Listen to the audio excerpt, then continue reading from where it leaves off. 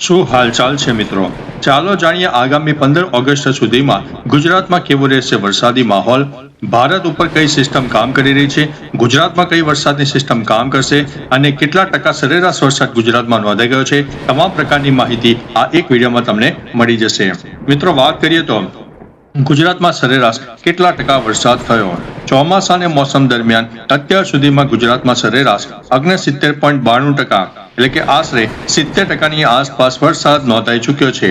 પ્રદેશ વાઇઝની સ્થિતિની વાત કરીએ, દક્ષિણ ગુજરાતમાં સૌથી વધુ 96.56% વરસાદ નોંધાયો છે, જ્યારે કચ્છમાં સરેરાશ 29.05% વરસાદ નોંધાયો છે.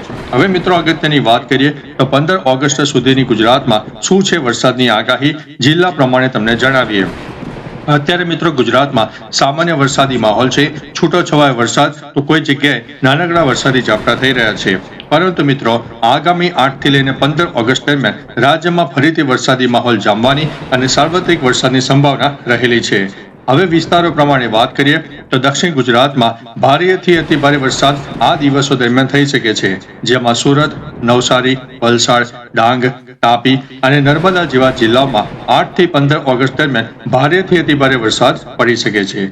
બીજી વાત કરીએ ઉત્તર અને મધ્ય ગુજરાતની, તેમાં પણ મધ્યમથી થોડો વધુ વરસાદ થાય, એટલે કે મધ્યમથી ભારે વરસાદની સંભાવના રહેલી છે.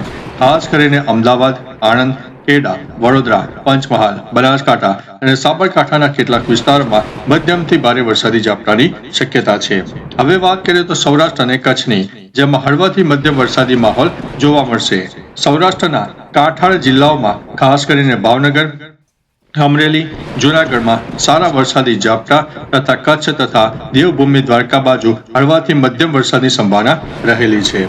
હવે મિત્રો, વાત કરીએ તો ભારત ઉપર આગામી દિવસોમાં સક્રિય થનારી વરસાદની સિસ્ટમ અને ત્યારબાદ ગુજરાતમાં હાલમાં કઈ વરસાદની સિસ્ટમ છે તેની વાત કરીએ. તો પ્રથમ ભારતની વાત કરીએ તો લો પ્રેશર સિસ્ટમ, જે બંગાળની ખાડીમાં ઓગસ્ટના બીજા સપ્તાહ દરમિયાન નવી લો પ્રેશર સિસ્ટમ, એટલે કે અલ્પ દબાણ અને ચોમાસાના ટફ રેખા સક્રિય થવાની સંભાવના છે.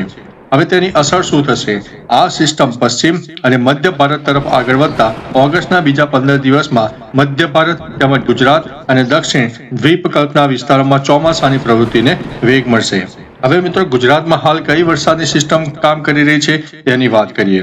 ગુજરાત પર હાલમાં મોટાભાગે ચક્રવાતી પવનોનું પરિભ્રમણ અને દક્ષિણ પશ્ચિમી નીચલા સ્તરના ચોમાસાના પવનોની અસર જોવા મળી રહી છે.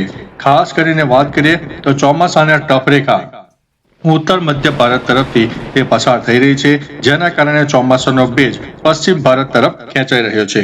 બીજી વાત, દક્ષિણ પશ્ચિમી પવનો, અરબી સમુદ્ર પરથી નીચલા સ્તરે આવતા પવનો ગુજરાતના વાતાવરણમાં ભેજ જાળવી રહ્યા છે.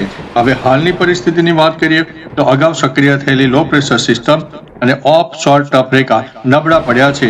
આ કારણે આગામી દિવસોમાં મોટાભાગના વિસ્તારોમાં હળવાથી મધ્યમ વરસાદી ઝાપટા રહેવાની શક્યતા છે અને IMD દ્વારા અત્યારે હાઈ કોઈ પણ પ્રકારનો રેડ એલર્ટ અથવા તો ઓરેન્જ એલર્ટ જારી કરવામાં આવ્યો નથી.